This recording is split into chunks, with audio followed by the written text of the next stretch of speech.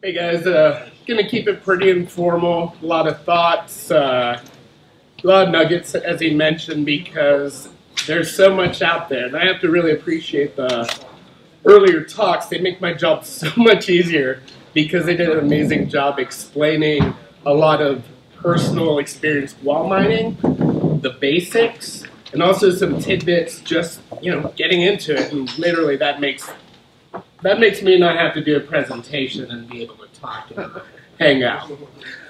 All right, so one of the things I think people don't really look into is before Bitcoin and proof-of-work systems. Proof-of-work really came from Hal Finney, reusable proof-of-work, back in the 90s. And the idea was they had these mailing lists, much like your spam email list or forward friends, and it would get spammed. It would get attacked. And these guys were cypherpunks. Back in the early 90s, the cypherpunks are the same guys building these systems, believing in encryption, privacy, and they built the internet we have today, whether it's BitTorrent, Skype, Tim Berners-Lee, the WWW. So they kept getting spammed. And so when you all of a sudden have information technology, how does information be information? Let's add some economics to that information. So, for instance, if you want to stop that Nigerian prince from emailing you and asking for money, how do we do that without building complicated systems? Well, what about an economic one where you paid a tenth of a penny or a penny per email?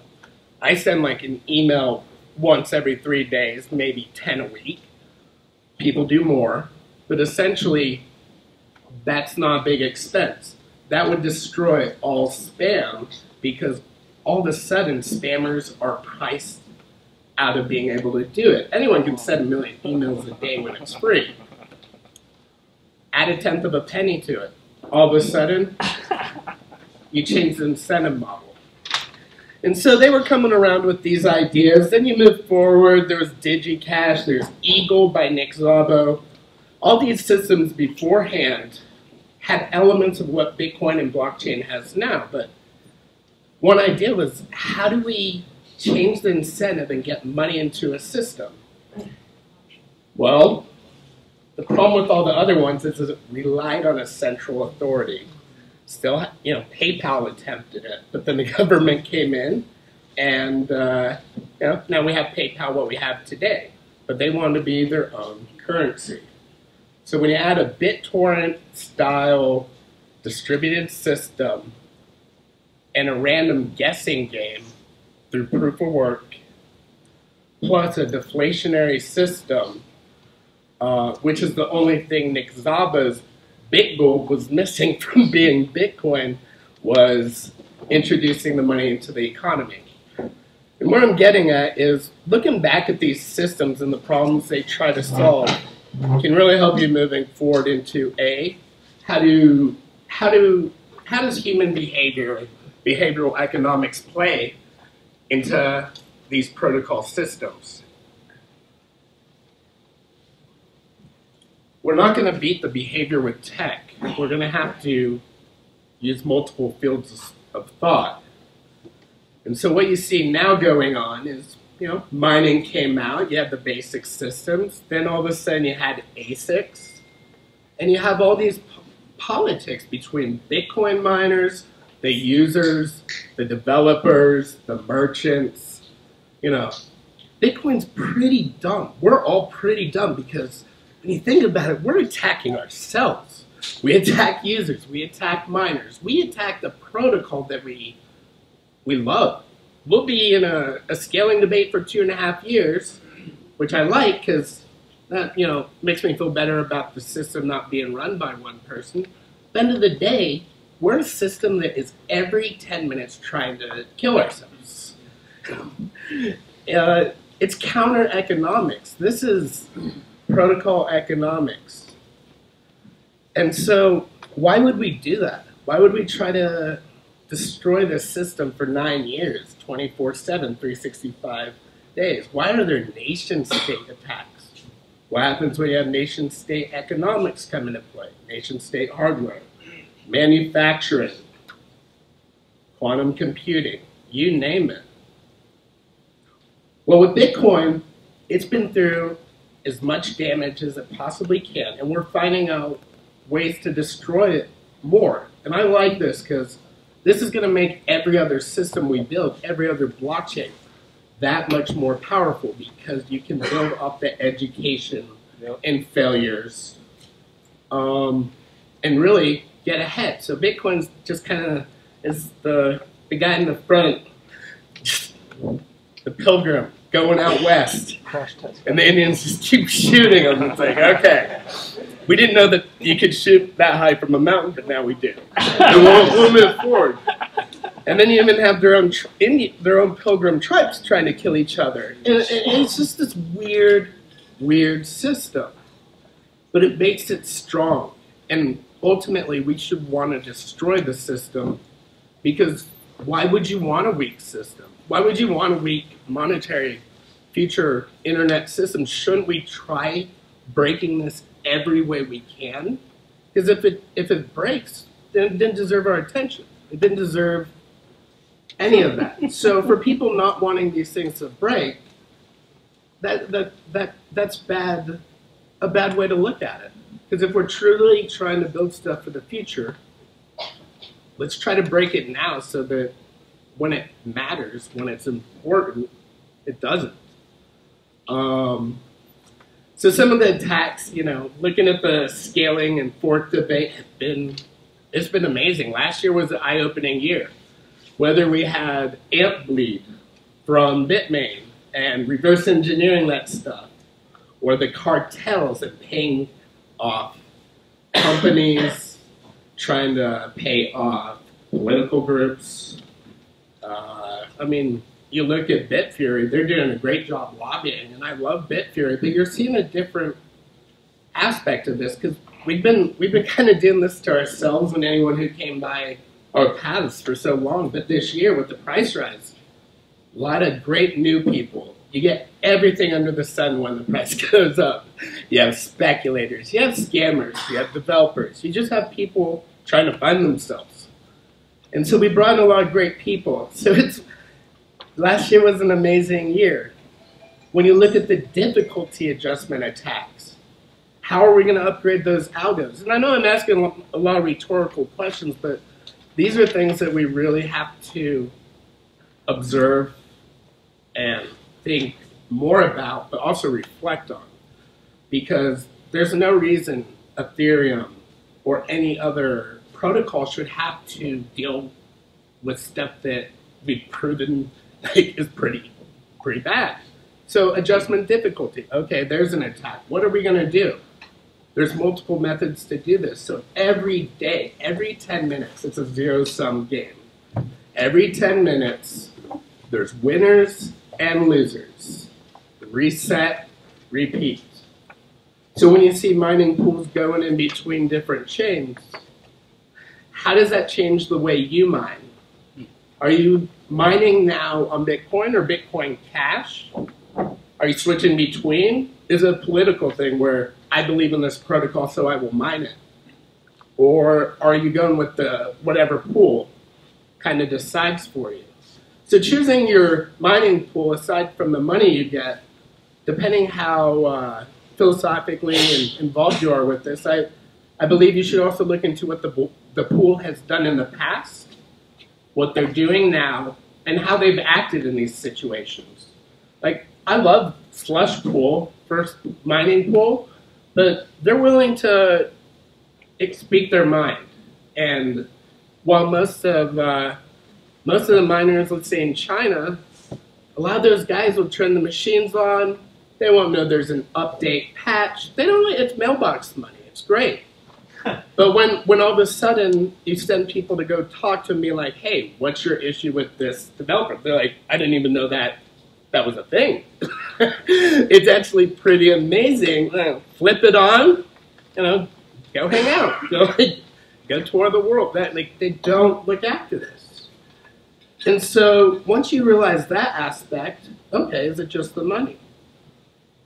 Well, yeah, It is all about the money. But at the same time, how did the money not win the scaling debate on the miners' side? You have this huge voting miner system. How did they not win? They had businesses. We had Bitcoin 2X. You had Coinbase, Purse.io, Digital Asset Holdings with 80 companies it's a parent of. You had some of the old timers with a lot of Bitcoin, a lot of economic resources. How did they not win?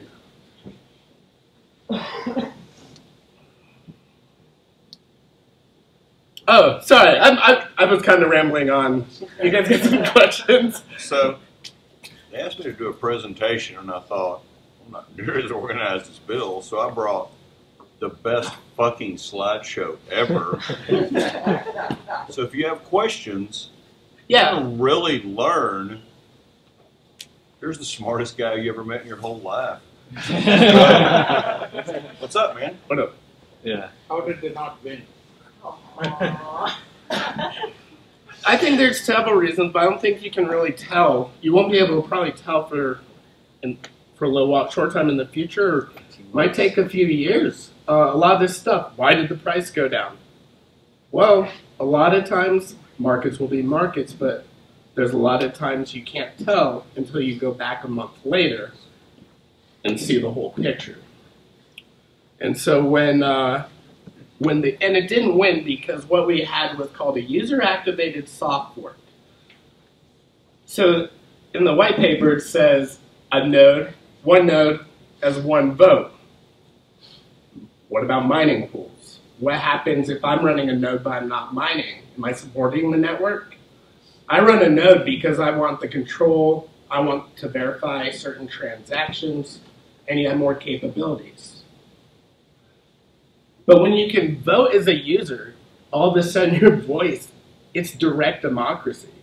The voice is heard, and added this little element that really didn't have a voice. So you split up the miners between the full nodes, and they have two different economic reasons to do it. I don't want a bigger block size necessarily because then, it will be more difficult to run the node. I'm still going to do it, but what about everyone else? And so we don't know why they didn't win, but there were a lot of elements at play. And I love it, the psyops, the meme wars, the flaming, the bans. We need to try other attacks than just directly brute force, man in the middle, Sybil cracks. We need to use other methods such as propaganda, psyops, mimetic warfare. The Russian. Because we need to make sure these systems don't do it, but we're humans. We're interacting as humans, and so it's been amazing to step back and you just watch it evolve. So I don't know why they didn't win, but there's a lot more reasons than that even. Would you talk a little bit about, I guess there's two issues that I'd like your thoughts on. For Bitcoin, there are fundamental issues with velocity and capacity of the network. And then secondly, you had mentioned the difference between a node and a miner. And for the audience here, can you explain the difference in terms of how the voting works and why miners are a separate concept?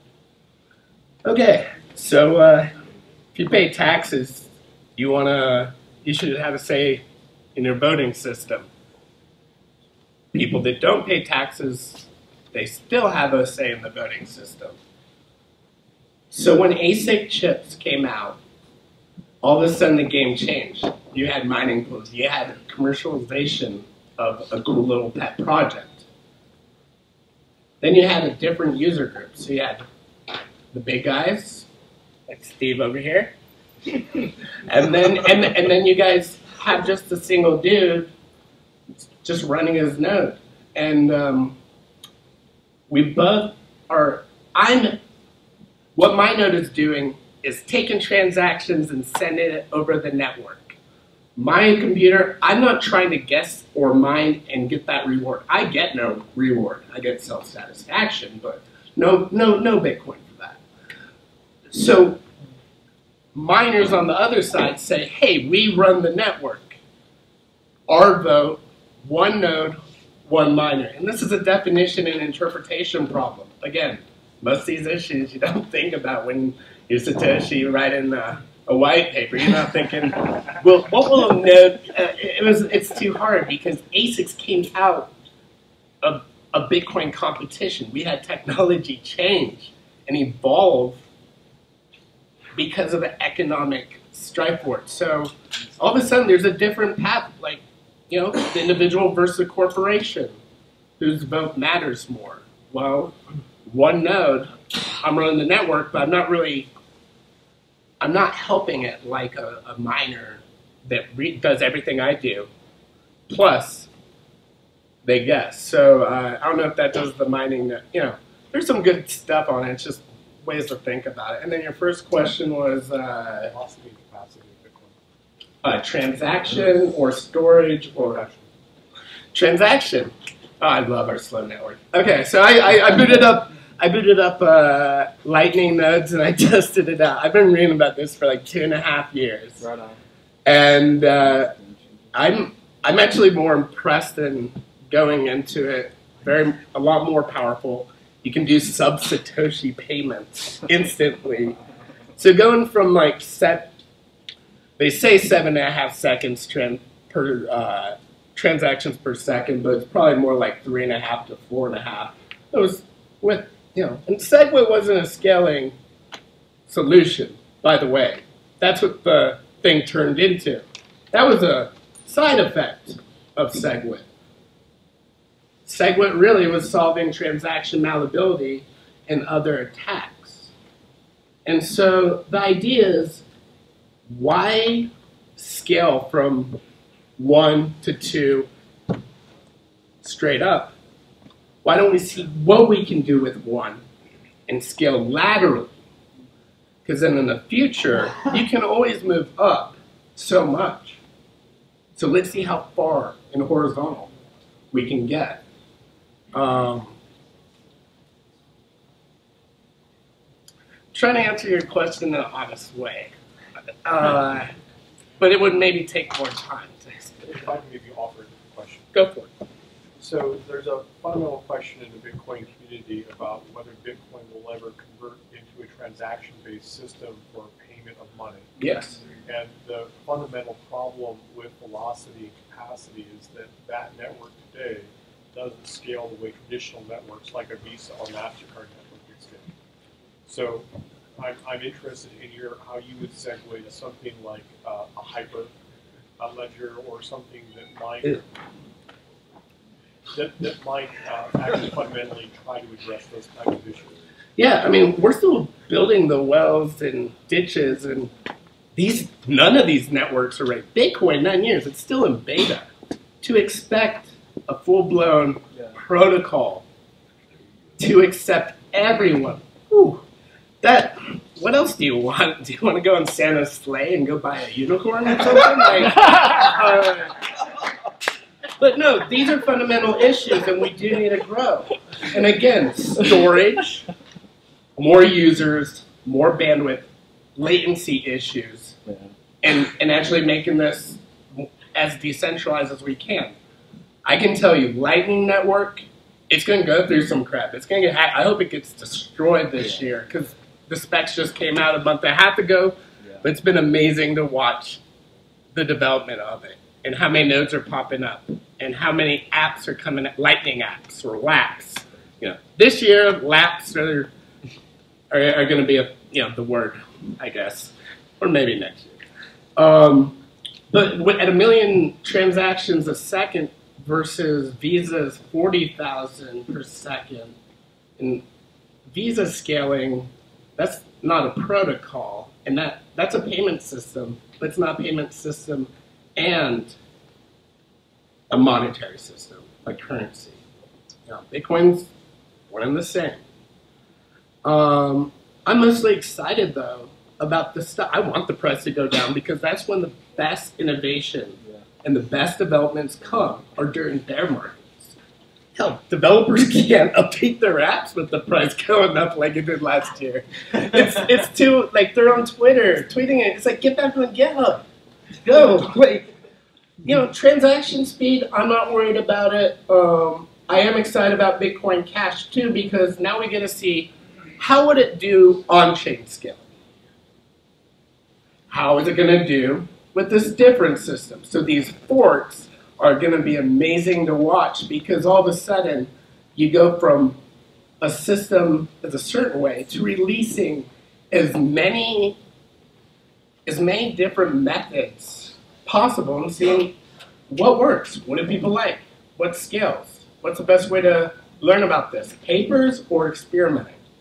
And at the end of the day, I'm just glad the network's up every day, but we don't know also how fast should or how much should fees cost on a decentralized worldwide network. I don't know. What is the fee for something like that? I know we always say it's small, but I really don't know, because as costs go up, either the coin has to go up or the security will go down as people turn it off. So when people talk fees, I did see 71,000 Bitcoins yesterday transacted at a fee of $1.51. So that was kind of exciting. Mempool is down, and part of the fee situation and the speed was the fact that we've been attacking our own system for the last couple of years. So we know how that works out. So that stuff is getting solved. I'm not worried about transaction speed, because also with second layers like Lightning Network or Ethereum has Raiden, or there's multiple second layer ideas. You want your base layer to be as secure as possible, because then on a second layer, like, you can just mess around, buy your stuff online and do it, but I wouldn't want to store my value there. I wouldn't need to. So I think it's important that we just have a secure and slow but steady base layer system. You know, we made it this far. Let's not just destroy the network, because, you know, end of the day, do we need more transactions on chain, or do we need the people that want to do on chain transactions and pay that fee do that while allowing multiple cheaper options and faster? Go test out the Lightning Network. There's some wallets, and then go to either y'all.org, which is a blogging website, or go to type in the LAP store, LAPPS. They're making an app store for LAPs that developers can now build on top of Lightning, such as like a tweet bot. I send like 10 Satoshis and it'll tweet whatever I want. You know, we're testing stuff out. This is about being curious and playing around with it. And anyone that assumes these things are going to work and that we're going to be able to scale, we don't know how these things scale. We really don't.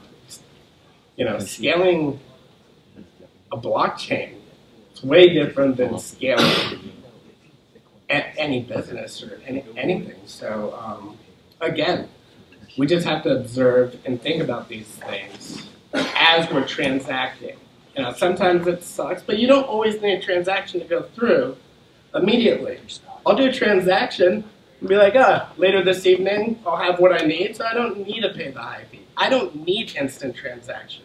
For my rent, I don't need an instant transaction. A couple days before, throw it up there. Most things don't need to be transacted immediately. Whatever. It's okay. Thanks for sharing your thoughts. As far as domestic issues, or like in the U.S., a lot of us are new to mining networks and kind of what you've articulated between that relationship. What's another, like, Dallas node, or I guess a Dallas mining community? Is there another one in the U.S. that you have? Other communities like this. Like, what are 2 or 3 that like relationship-wise? Well, I mean, actually, it's pretty cool to watch Dallas and what, like, D-Node and all the miners, and it's kind of fun to watch that, because all of a sudden in the future we can have our own mining. We can do certain things. Yeah. So I think there's a guy Dallas out is here from mining, Vegas. Where's the mining Vegas community guy? in the U.S. is, You know, he flew in from Vegas to be here. Like, that's awesome. Hey! You guys got that up in Reno. You guys got that mining facility going up to 75,000 square feet. That'll be interesting. Oh, you know, on the industrial side, you see out in Washington State, because of the hydropower, more of that. Mining, honestly, I don't know another like United States community like what we have going here. But then again, Dallas is the microprocessor, old school 1980s hardware we build. You know, Texas builds the hard stuff. You know, we're a hardware state. Come on. So we always have to remember the roots of TI, Dell, and during the oil bust, what did we do? We went to technology, and we went to town on that. So as far as communities, I don't know. We have a lot of things going for us. If anything, this is probably the best that I personally know. Going back to the 51% consensus, Mm-hmm. what are the chances of the whole thing being hijacked by a state sponsor? None. Yeah. Really, none. None? What if you have so many hundreds of thousands of machines? The thing is, it's not just getting to the 51%. You have 10 minutes to do it. And with that And you have 10 to minutes, start over. and even with that 10 minutes, you might be able to go and change that block, maybe a few blocks. Honestly, the way I'd probably try doing it if I were a nation state. Well, no, you have to Maybe look. some different language. No, what are Things the you would goals? do. What are the goals of Steal this? your What about using Mandarin? Are the goals to destroy the Steal network, your own or money. to secretly make a lot of money, or to secretly gain control? Because how you would do it. Oh, okay. Control. Control, mining cartels, you get mining pools. All of a sudden, Google, cloud mining. You look at what's called a Hive miner, and it was mining Monero in the back of probably all our browsers through Cloudflare. It slowed down our stuff. Everyone gave a little bit of clock cycles. So what if Google, Amazon, any of the cloud computing, anyone that wanted to do it in a hardware attack, we'd see it come in a year and a half in advance because the amount of manufacturing required. So I think more of bribery, cartels, and reducing the trust in the network is probably the best way a Google or a big company could do it. It's actually easier from a nation state. If you look at just destroying the network, siphoning off money, No. that's a different thing. But destroying a network, you know, what happens if a few of the big mining pools, all of a sudden there's a crackdown where a government locks them down, takes their coins, send it to an unspent they spend to an address that you can't re-spend from, and all of a sudden, let's say you take down Coinbase, maybe Binance, I don't know, Bitmain, you do Bitfury, Bittrex, Kraken, and I was thinking of a U.S. based exchange. What if you took those coins, those companies' wallets, and you burnt them? All of a sudden, you burnt a couple million coins, plus, you know, their assets that they're holding. Would that destroy the network when all of a sudden there's only a total of 16 million, 15 million coins that you'd be able to mine? You know, that's why I like proof of work a lot. And I think it's interesting with proof of stake. I'm excited to see where things are going with that, because I think a hybrid model may be best, because we do need that random, non-human, buy first, invest first, proof of work first. But also, what about more of a governance system based on how you're transacting? Again, I don't know the answers to that, but there's a lot of cool money. And that attack is the Goldfinger attack. So, James Bond, Goldfinger, destroy the gold, so your gold becomes worth more. Yeah. So, I mean, along the lines of that question, but also with hardware. So how many points does the internet connect on the planet? And I know there's a satellite that's running a node, right? But, I mean, there's only so many places where cables go across oceans, and what happens if, you take I'm out glad those... you brought up the satellite idea. That's been talked about since 2013-14, and there's a lot of cool things you don't realize about this. They leased out 4 different satellites, and this is just testing, so that phone lines go down, internet, you can still transact. You can call the Bitcoin blockchain and get a confirmation number to see if your thing got confirmed. It will, maybe I'll share the number after this. You call it, oh, cool, I know what number it is. And why would we lease it? People would say, they could go. If you lease a satellite, if you launch a satellite into space and people transact that way to increase censorship resistance, who says China doesn't just knock that satellite out? Or anyone, any company could probably launch something. SpaceX, done. Well, when you embed your node within a satellite that is leased from companies and governments in 27 different nations, I dare you to destroy the satellite that controls electricity for a city in the U.S. That's war. That is, no country would destroy these satellites. That's how you maintain and make sure, because that was a big issue. And there's a lot of small aspects of that. You can send Bitcoin through low radio frequencies. I was actually thinking we should have some Braille paper wallets. You got Morse code. Bitcoin developers are they're testing every mnemonic seed for recreating your address, the 12 or 24 words, over certain phone lines or radios. Every word, what's the most mispronounced one? Because verbally, if I want to give you my key over long distance, bad connection, how do you make sure it gets right? They are testing different ways to do that.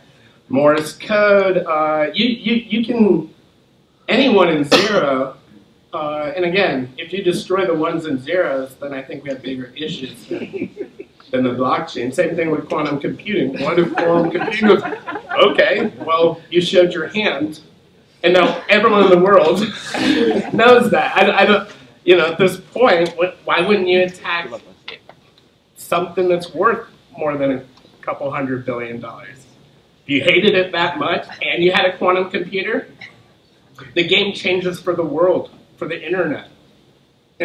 Crypto's a hedge against monetary, geopolitical, corrupt systems. But what's our hedge against the technology? That's, I think, where you get more into gold, silver, all that. Absolutely. What else? So those are some methods that you can transfer. That's crazy. Okay, so you can hang out and talk to Fred as long as you want. I'm not organized like these other people. So yeah, sorry for the disorganization. Here's my presentation. I hope you enjoyed it. Kelly. Yeah, and Stephen.